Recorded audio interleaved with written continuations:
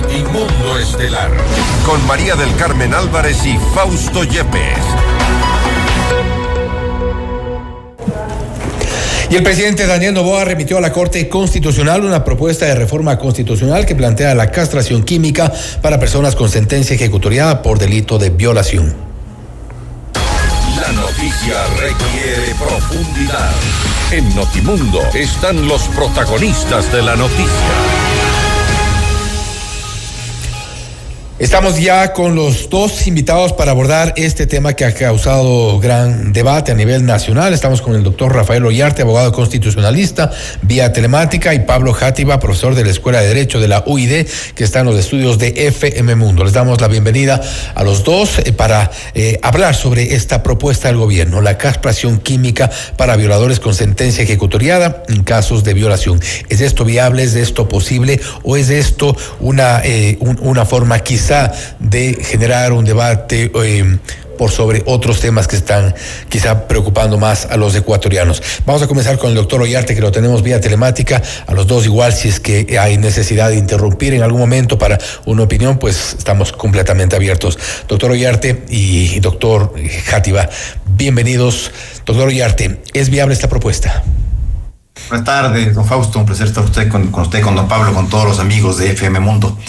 A ver, lo que propone el jefe del Estado es que en el caso de los violadores con sentencia ejecutoriada, es decir, no se trata de una medida que se va a adoptar livianamente, se abra la posibilidad recién a través de una enmienda, de una reforma parcial a la Constitución, a que vía ley se pueden establecer las condiciones, requisitos, restricciones, etcétera, para la aplicación de la castración química. Es decir, no es que vamos a debatir hoy día o a partir de este momento la forma como se va a realizar esa castración química. Lo único que se abre es las puertas a que esto no sea debatido desde el punto de vista de si se reforma el Código Integral Penal directamente, caigamos o no en una inconstitucionalidad, porque ya lo hemos visto en el pasado, cuando se estableció el registro de agresores sexuales y de violadores, con la finalidad de que ese registro reservado,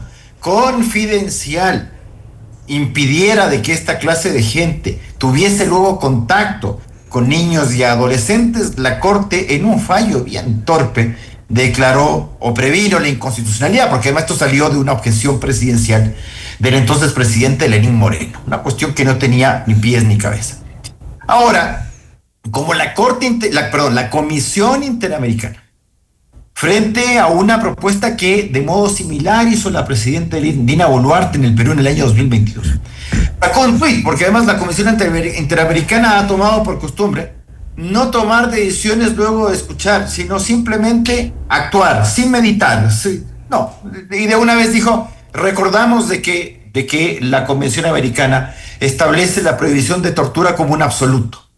Y claro, la pregunta era, ¿qué entendió en ese momento el que escribió ese tuit a nombre de la Comisión Interamericana de lo que primero es tortura y segundo de lo que es una castración química? Porque más allá de la denominación, la castración química no implica la amputación de gónadas.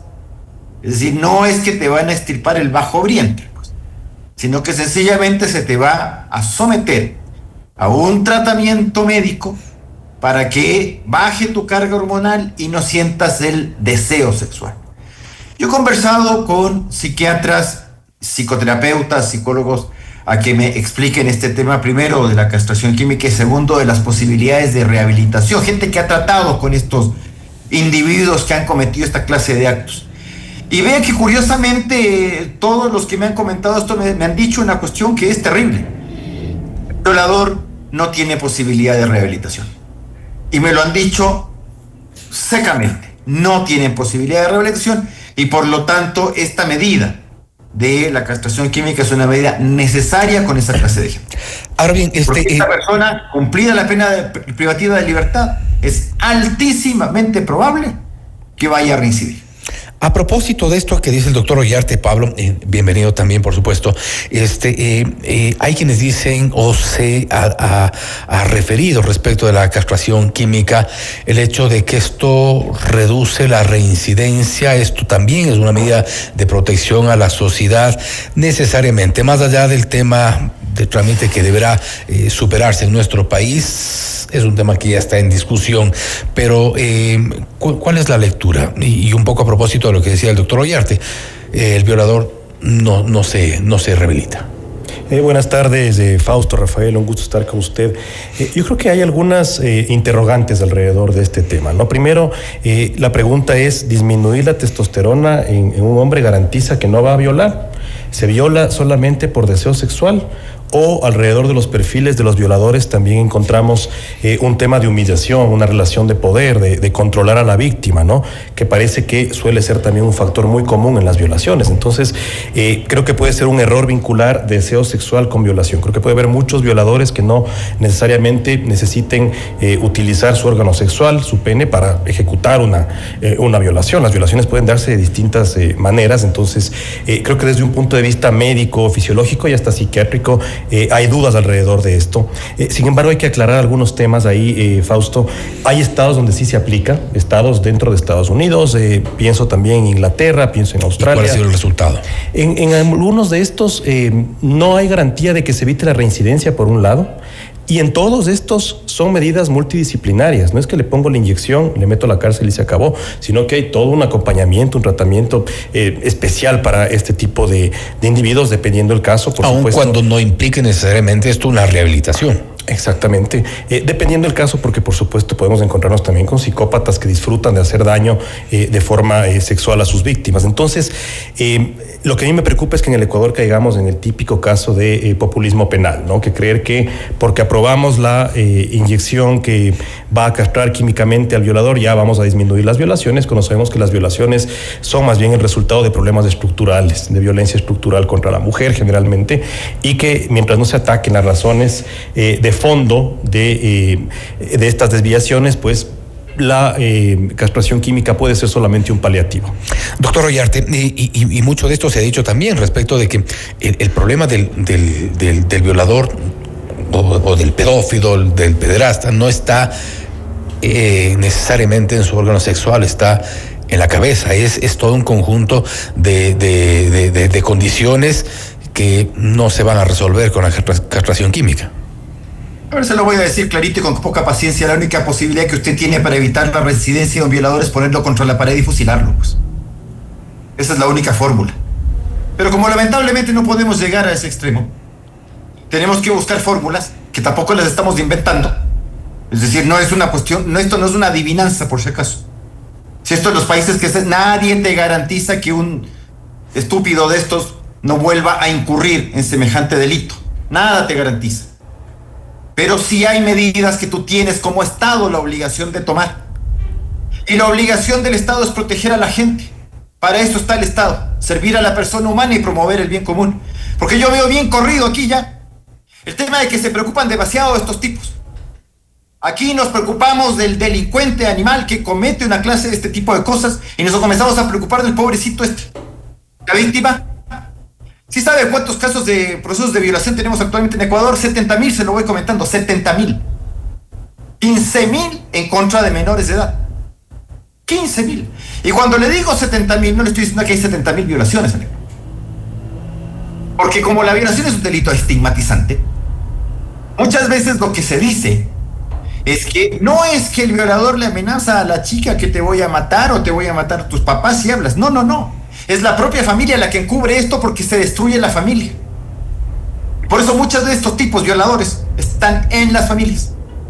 Entonces cuando usted me lee la cifra 70,000, eso es cuando usted ve un ratón. Pues. Entonces cuando usted ve un ratón, una rata, no hay una. Hay 100, hay 500. Y eso pasa con este delito execrable. Si el Ecuador es el paraíso del delito sexual. Es decir, cuando yo le digo 70,000 procesos, esto quiere decir que ¿cuántos casos hay? ¿Cuántos casos que hay que ni siquiera se investigan?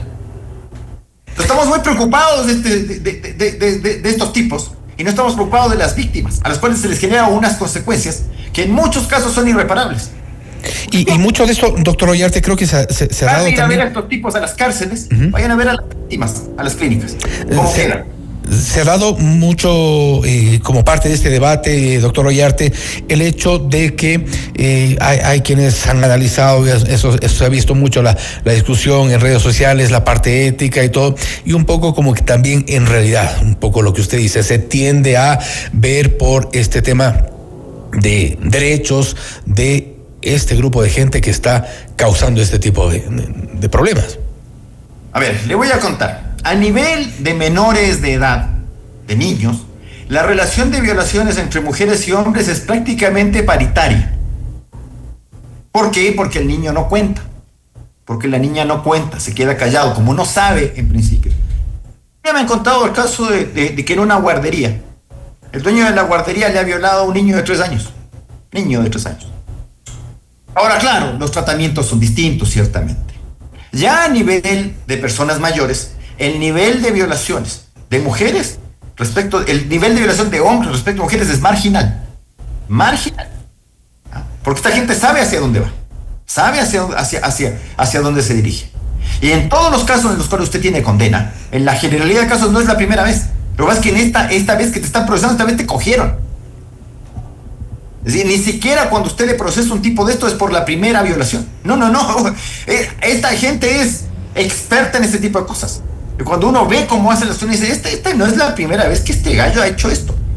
Entonces la castración química naturalmente no es la solución, ojalá lo fuera.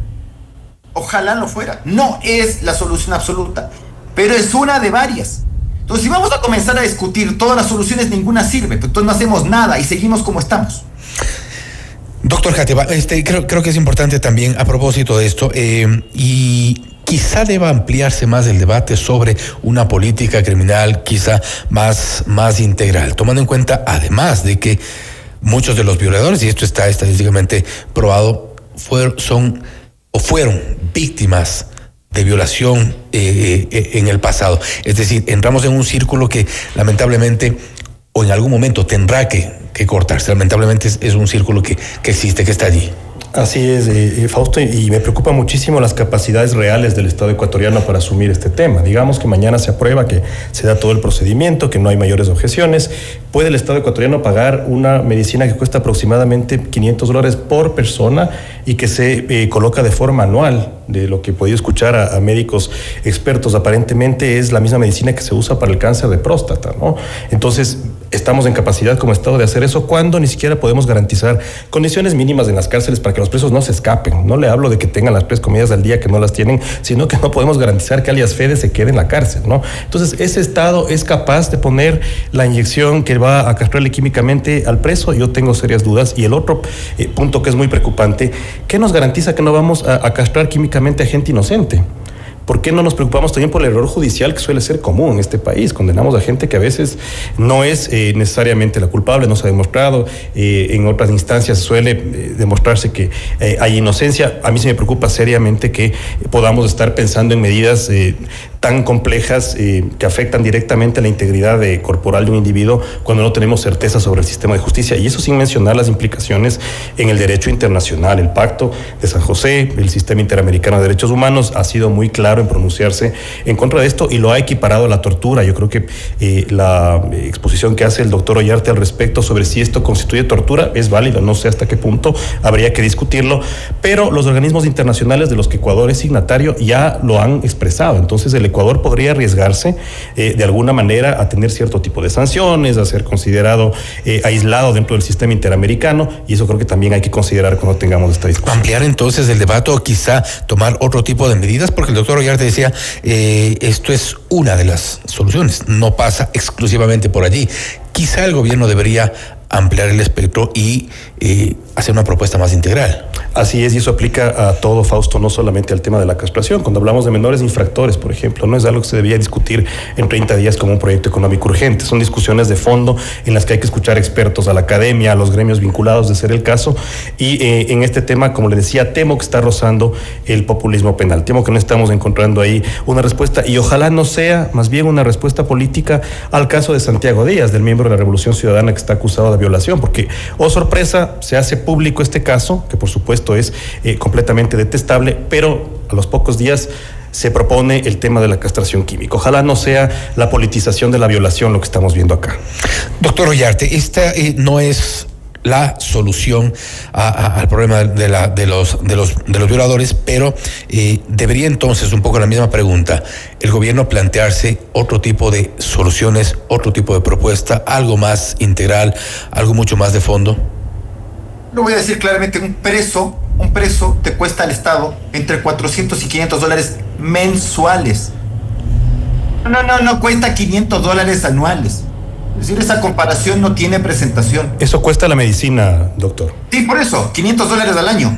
Le digo que mantener un preso en Ecuador cuesta entre $400 y $500 mensuales, cada uno. Es decir, le estoy hablando de entre $4.800 y $6.000 al año cada preso de estos. Entonces, si este tipo encima reincide, hasta por factor económico no me conviene que reincida. Porque no me va a costar $500 el animal me va a costar 6.000. Entonces, ese tema de precio no me lo vaya pasando. Y segundo, las consecuencias de la reincidencia de esta clase de gente.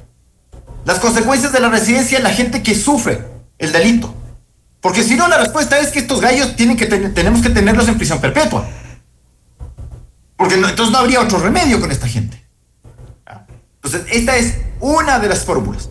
Ahora, que para la tal Comisión Interamericana cualquier cosa es tortura, porque se fijan en los delincuentes y no en las víctimas, porque ese es el mundo al revés de hoy día. ¿Cuánto te cuesta el tratamiento de las víctimas? Los tratamientos psiquiátricos, psicológicos, el tema en principio que es físico y que luego se transforma en todo un trastorno futuro. En eso naturalmente la comisión, no le voy a pedir en lo absoluto a la Comisión Interamericana que piense en eso, de la forma como está constituida esa comisión y la academia. Jamás voy a pedirle eso a nadie de esas dos clases de grupo. Luego se andan preguntando por qué la gente en Ecuador sostiene y cree que la defensa de los derechos humanos es defensa de delincuentes. ¿Por qué pasa esto? Porque ven eso y no ven el lado de las víctimas, en lo absoluto. Porque este no es un delito en el cual uno puede decir, sí, me ocasionó lesiones, listo, y pasó. No, señor. Y se empiezan a fijar acá, y es un tema que se debe corregir, a que no hay que estigmatizar al violador y a la violada. ¿Qué otras? Esto es lo más curioso, esto es lo que pasa acá. Yo invito a toda esta gente a que en vez de estar llenos de las cárceles a sentir lástima por estos tipos. Porque más es bien clara las convenciones contra la tortura. La imposición de una sanción legítima no es tortura, porque si no cualquier cosa es tortura, pues cualquier cosa te causa sufrimiento, angustia. Si a ti te... y otra aclaración. Prácticamente imposible que usted le aplique castración química a un inocente por error judicial. ¿Sabe por qué? Y se lo va a decir claramente. La pena que recibe el violador es de 22 años y con agravantes puede llegar a 29, 30. Entonces, y cuando usted impone la sanción, lo hace con pena ejecutoriada, es decir, culminando casación. Y durante todo ese tiempo, además, ¿qué se hace cuando se produce la condena? Una, el recurso de revisión penal.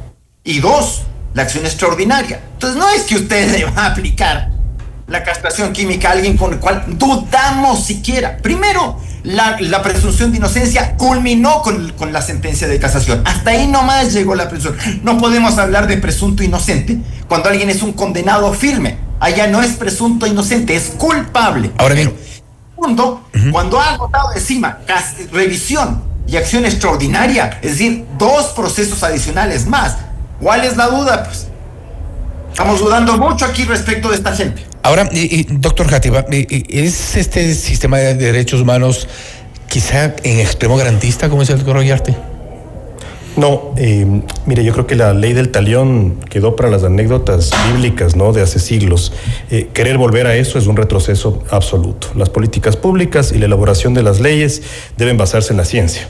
Si es que la ciencia nos diría que este es el camino, podríamos considerarlo, pero ni siquiera hemos tenido informes acá científicos de los colegios médicos, de los psiquiatras, de los psicólogos, diciéndonos por acá más o menos puede ir el asunto. Lo que sabemos es que el sistema judicial está colapsado. El sistema judicial no está garantizando justamente lo que usted pregunta. Exceso de garantismo, más bien no. Acá nuestro sistema está colapsado, ¿no?, en todos los sentidos. Entonces, querer implementar penas que son consideradas por los organismos internacionales equiparándoles a la tortura, creo que va a ser un error que el Estado ecuatoriano no debe arriesgarse a cometer. Y como le digo, más bien los esfuerzos deberían ir enfocados a soluciones más integrales, políticas públicas que eviten la violación, no que sancionen al violador, sino que más bien lleguemos a reducir el número de denuncias, el número de casos. Ese sería el éxito en un Estado. Los condenados que usted mencionaba el hecho de que podría aplicarse esta castración química a inocentes. El doctor Ayarte dice que no. Mire, incluso en el pabellón de la muerte en Estados Unidos, los condenados que van a la silla eléctrica, a veces ese sistema que es tan admirado mundialmente se da cuenta que hay por ahí un inocente, ¿no? Yo no me atrevo a decir que acá en nuestro sistema, porque llegó a casación, no vamos a castrarle a alguien que no ha violado. Entonces, yo sí siembro la duda ahí y como le digo, además, sabemos la podredumbre que vive la función judicial en este momento, las clases de jueces que tenemos. Confiar a ese tipo de personas que en muchos casos pueden pertenecer incluso a las mafias, confiarles a ellos el nivel de daño mayor que se puede causar a un posible delincuente para mí es extremadamente arriesgado. Eso no significa que los que cuestionemos esto seamos defensores de los violadores tampoco y que no reconozcamos que las víctimas tienen que ser resarcidas en el daño causado. Simplemente creo que se debe pensar en soluciones que son mucho más globales y mucho más efectivas que simplemente el populismo penal. Doctor Ollarté, soluciones más globales, soluciones quizá que vayan más allá de la propuesta exclusiva de la castración química en este caso, algo que podría ser quizá el abrir un poco más las opciones de una política criminal. Una aclaración previa. Yo no entiendo por qué se molestan sobre los calificativos que les pone la población en general cuando luego hacen calificativos y además indebidos. Ley del talión. La castración química es ley del talión. Es ojo por ojo, diente por diente. ¿Es justicia retributiva? ¿Acaso eso? No, señor. Justicia preventiva, primero. Segundo, aclaremos las cosas, porque solamente dijo castración. Porque cuando usted me dice castración, la gente que entiende que los órganos sexuales van a ser amputados. ¿Por qué no aclaramos esta cuestión de que la castración química tiene ese nombre, pero es simplemente un procedimiento médico en virtud del cual se baja el nivel hormonal para bajar la libido y en el cual se lo hace a través de inyecciones, vacunas, pastillas, etcétera, y que es reversible? Porque aquí se lo está tratando, pareciera que al pobrecito le vamos a amputar las gónadas. Pareciera, yo le escucho y digo, no estamos equivocados entonces, no estamos yendo por allá. En primer lugar. En segundo lugar, ¿qué tanto miedo con estos órganos de derechos humanos? Porque le comento que el Reino Unido sí es parte del Convenio Europeo de Derechos Humanos. Y Polonia también es parte del Convenio Europeo de Derechos Humanos. Y no han sido sancionados por tener castración química, por si acaso. Entonces no hay que echarle aquí cucos y miedos a la gente. Respecto de que, el Ecuador va a ser sancionado. No, evidentemente cualquier caso mal defendido se pierde, pues. Y si no se ha pisado un juzgado, tampoco hay que estar haciendo comentarios. Porque me va a decir que los 70,000 procesos que tenemos ahora son 70,000 procesos injustos. Que toda la gente que está... Yo no puedo presumir, porque si tiene además la demostración que en un proceso a alguien se le ha condenado con prueba forjada, con peritajes o informes periciales falsos o erróneos, sí tiene el recurso de revisión, pues. Y si han habido recursos de revisión exitosos. Que usted sí sabe que evidentemente ese recurso de revisión se impone durante la condena, no al finalizar la condena. Entonces no vamos a hacer aquí la regla general el error judicial, porque no lo es. Porque además incluso ese error judicial no se cometería jamás por la imposición de la castración química, jamás. Porque esa castración química no se te va a imponer mientras estés en el presidio, en lo absoluto. Y además, si el argumento aquí es que los jueces se equivocan mucho, bueno, eliminemos absolutamente todas las penas, porque más infamante que una castración química es una pena privativa de libertad indebidamente impuesta. Y ahora, doctor Ollarté, es responsabilidad estatal, le recuerdo nomás. Doctor Ollarté, aparte de la castración química, y eso un poco también se ha discutido si es que como en efecto, y usted lo ha mencionado, no es la única solución. Es una parte de las posibles soluciones, algo que también da algún tipo de protección a la sociedad. ¿Qué otras opciones podría? La primera solución, don Fausto, es una solución imposible. Primero, que se procesen todos los casos. Porque con lo que yo escucho, lo último que tiene ganas una víctima de violación es denunciarle al violador. Lo último. De lo último que estamos hablando. Yo le invito a toda esta gente que habla con tanta suficiencia de este tipo de cosas, asómese a la fiscalía un día viernes. Vayas, atrévase. Y vaya a ver cómo está la fila de niñas ahí con uniformes escolares esperándole al legista, porque han sido abusadas sexualmente. Y de esos casos, cuénteme también cuántos en realidad comienzan a prosperar. ¿Cuánta gente se sienta ahí? ¿Cuánta gente se enfrenta a ese tipo? Porque además, en este caso, especialmente estas chicas, tienen una valentía envidiable que yo puedo contrarrestar con toda la cobardía y el temor que demuestran ciertas cosas. ¿A qué? Porque si el problema es la función judicial, es la función judicial en todos los casos, no solamente en este. Y no vamos a estar dudando. ¿De qué vamos a dudar también? Vamos a dudar de criminalística, vamos a dudar de los investigadores, vamos a dudar entonces, porque entonces estamos todos aquí coludidos para mal condenar a gente. Ahora bien, doctor Játiva, ¿qué le falta a nuestro sistema para tener un sistema más confiable? Primero, una puntualización importante, Fausto, desde el punto de vista de la política comparada, tanto en Reino Unido como en Australia, ambos países del Commonwealth. El tema de la castración química está permitido siempre y cuando el recluso lo autorice. Por cierto, él tiene que firmar y en ese momento autoriza el tema de que se le aplique esto como una medida complementaria, nuevamente complementaria a una serie de decisiones multidisciplinarias, como le decía, acompañamiento psicológico, también el pagar la pena de carácter penal, el encierro, etcétera, etcétera. Es una medida más que además del recluso debe autorizar, ¿no es cierto? No sabemos todavía en el caso de Ecuador cómo la Asamblea va a debatir este tema, pero probablemente ponga reglas, no sea simplemente el hecho de plantear la castración química como la solución, ¿no? Por otro lado, yo sí estoy de acuerdo con el doctor Ollarte que hay que garantizar el acceso a la justicia y que la justicia sea de calidad. O sea, creo que ese punto no está en discusión. Si es que el sistema judicial cumpliría de mejor manera su trabajo, tendríamos más condenados, no solamente por violación, sino por lavado de activos, por sicariato, porque en todos los delitos vemos que el sistema está colapsado, desbordado, cada vez más permeado por el crimen organizado. Entonces, simplemente se trata de tomar el toro por los cuernos y empezar una purga real dentro del sistema judicial. Tal cual como está este momento funcionando, no va a poder garantizar los derechos de los ecuatorianos. Creo que hay evidencia y literatura de sobra sobre el tema. Entonces, plantear una purga a largo plazo con una observación permanente de la academia, de la ciudadanía, es lo necesario para lograr cambiar ese sistema. Si eso no hacemos, seguiremos poniendo jueces de los distintos gobiernos sin topar el tema de fondo, ¿no? Que es lograr tener una función judicial independiente, autónoma.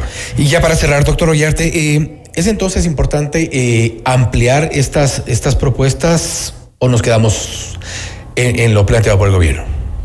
Mira, como en Ecuador nosotros somos unos tipos livianos, le quiero hacer presente un tema. Por ejemplo, entonces pongamos las penas chilenas pues por violación, de 40, 50, 60 años, para que el tipo no vuelva a ver la luz del sol. En ese caso yo no necesito pues castración química. Si a un tipo le clavo 40 años adentro, ya no necesito ninguna castración química. ¿Ya? Si le clavo 50 o 60, peor todavía.